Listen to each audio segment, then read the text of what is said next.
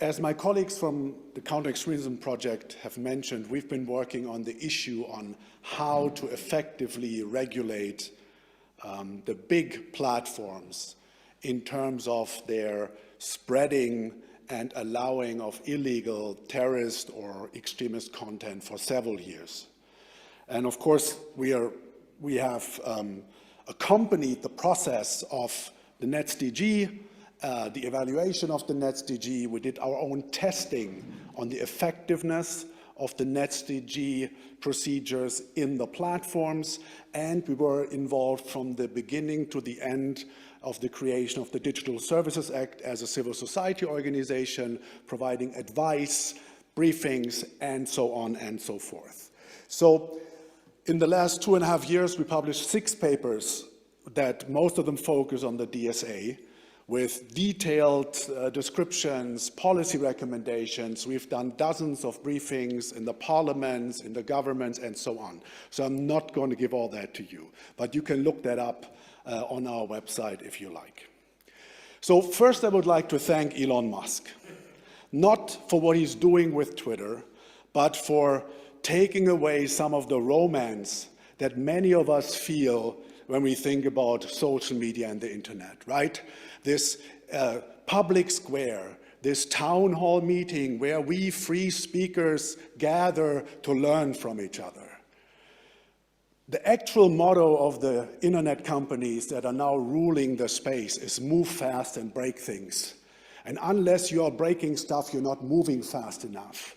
And this is often folks say actually what they mean. They also say we are into building community and understanding and free speech, but this is what they put on the walls of their offices. This is what they tell their engineers to do and their designers.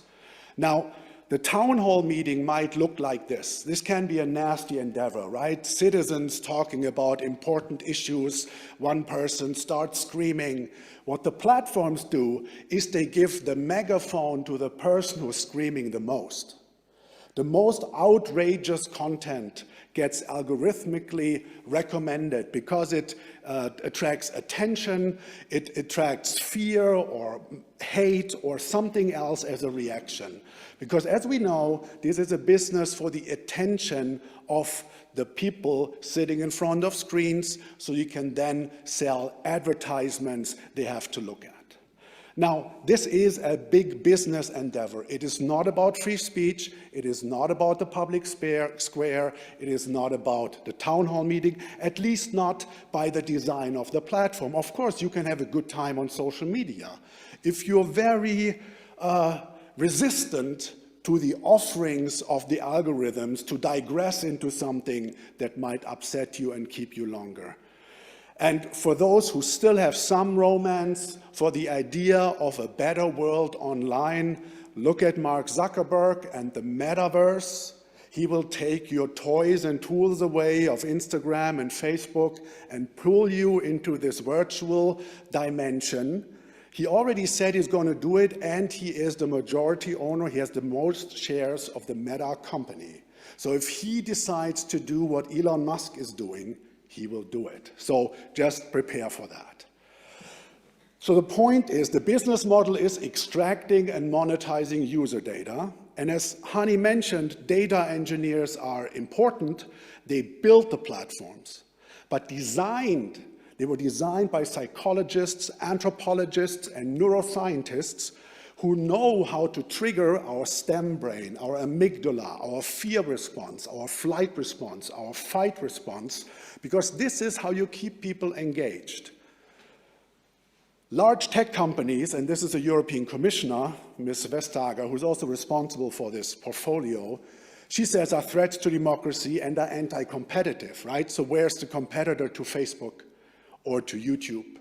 There are other people doing similar things, but there's no competition.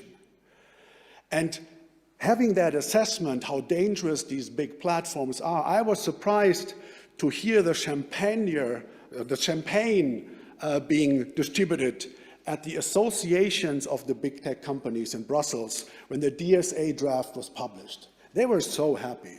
You can read their press releases. They say, oh, This is going to be a little challenging, but we're really happy with the core principles of the legislation because it allows us to do business as usual. The core issue that we have from my perspective in terms of regulation and policy failure is that these companies have a limited liability privilege.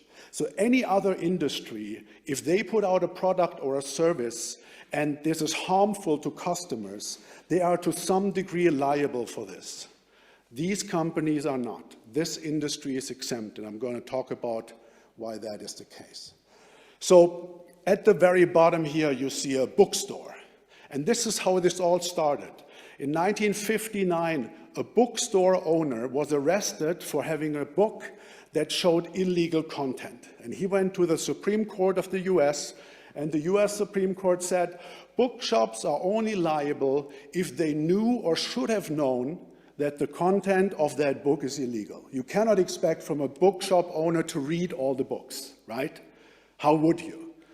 Now, what happened then, decades later, is the US Communications Decency Act, infamous Section 230, which said there's this thing, the internet, there's these message boards, there's these email providers, let's give them a privilege, a protection, let's help them grow, and if people don't like what they see on message board A, they can simply go to message board B, right? This was the idea.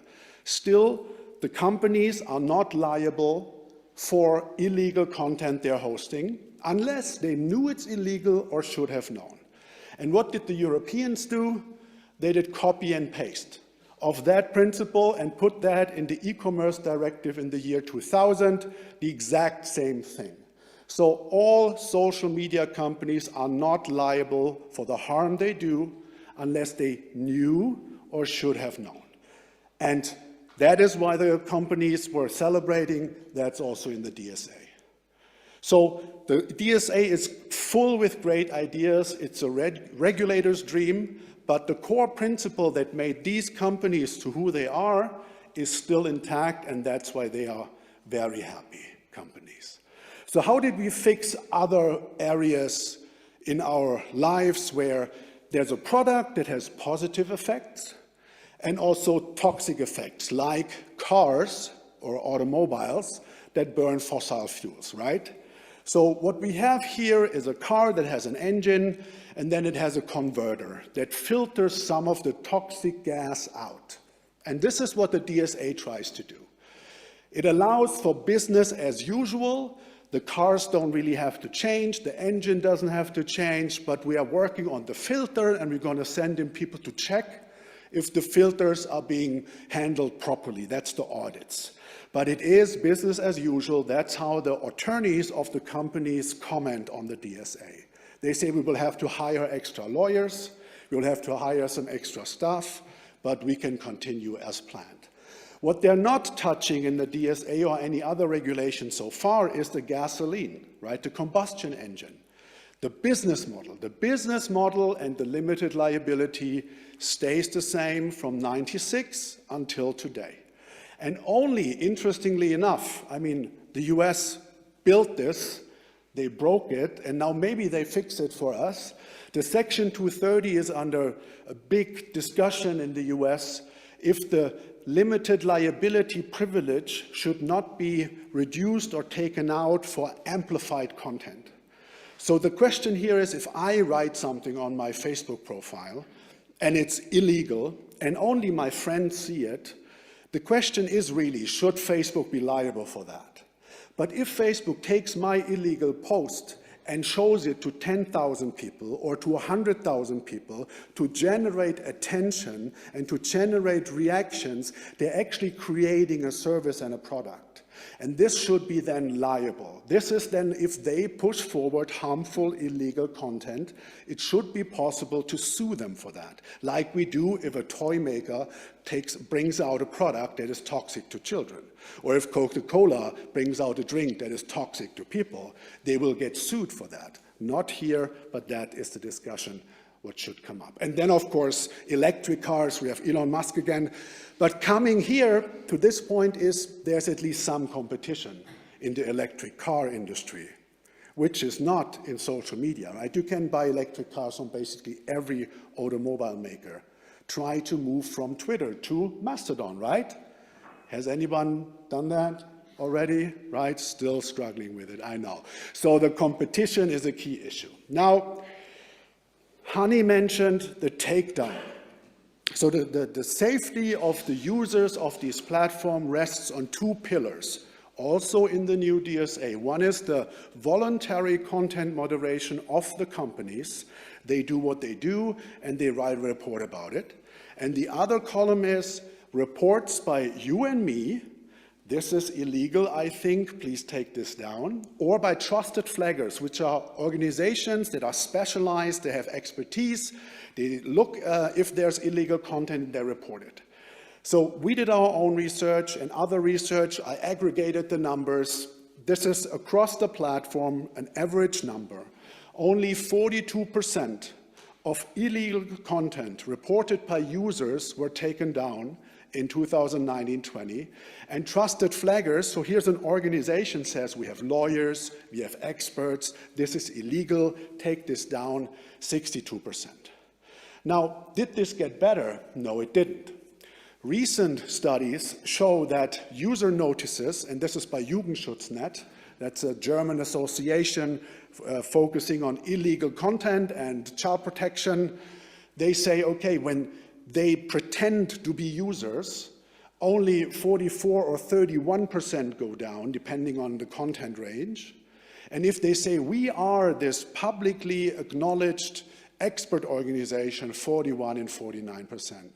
So the safety of the users of the big platform rests on their voluntary activities, what they're saying they're doing, and so far we cannot check, and the reports by users and trusted flaggers, and that's obviously not encouraging.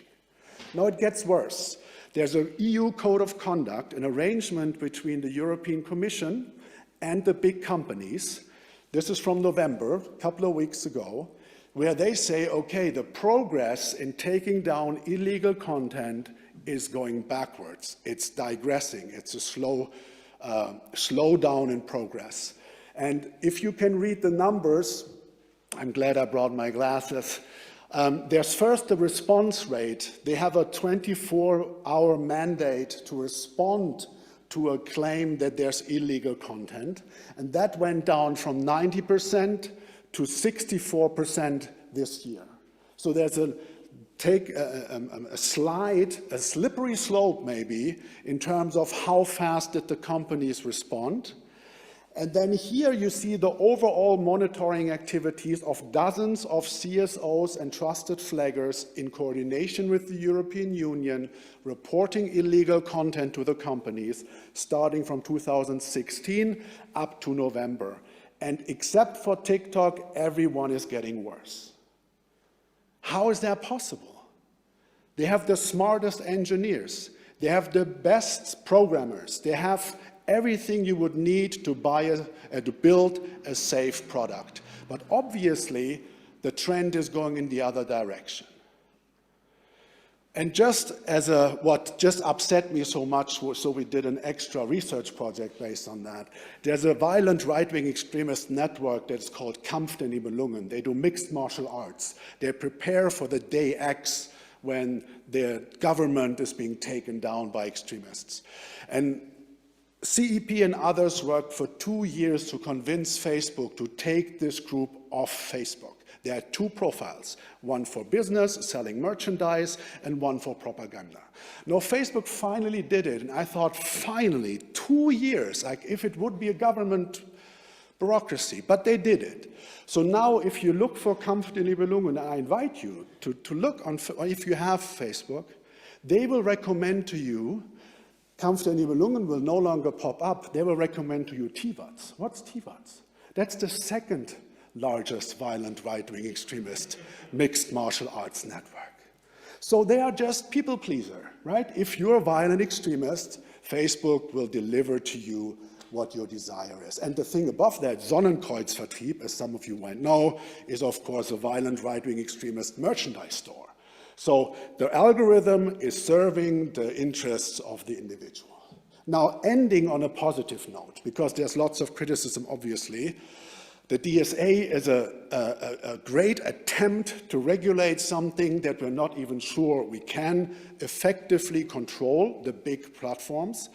But we have been, and Hans Schindler has published a paper on this, called for the implementation of the lessons learned from the financial industry, from the banking crisis, from the Enron scandal, where there were big companies that were audited supposedly by consultancies. They were depending on the contract, so they had long-running contract. The auditors were financially depending on the contract with the company they're supposed to audit. Now imagine how the audits went. Everything's great. And so we said, no, you need to have a rotation. You cannot have Ernst & Young or McKinsey work for Facebook 10 years and audit them now, right? This is going to lead to dependencies, which is not going to lead to the proper results. And this was not in the draft. We were like, you guys must be kidding. So we did dozens of briefings, and everywhere we went, and I don't know if it was our work, but now it says in the final paper, in the final law, it says auditors should comply with core independence requirements like firm rotation. So it's no longer possible that one consultancy that does the auditing has a long-term contract with one of the companies. So this is something positive. We claim that we are part of that. I cannot prove it, but that's okay with me. So, and also if they're not competent enough, which sounds like something that is obvious, they're not going to get the contract, which was not before in the draft in this clear structure. So we're also very happy about that. So there are some positive points, but I wanted to show you the whole picture, and thank you for that.